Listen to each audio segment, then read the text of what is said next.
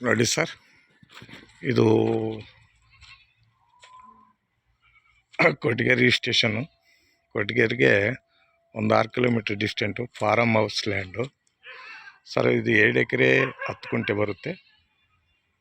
ಒಂದು ಬೋರ್ ಐತೆ ಸರ್. 2.5 ಇಂಚು full Frazer ನೀರು ಬರುತ್ತೆ.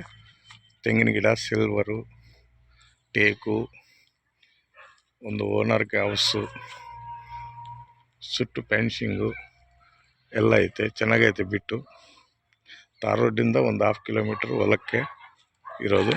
2 ಎಕರೆ 10 ಗುಂಟೆ ಬರುತ್ತೆ ಇದು.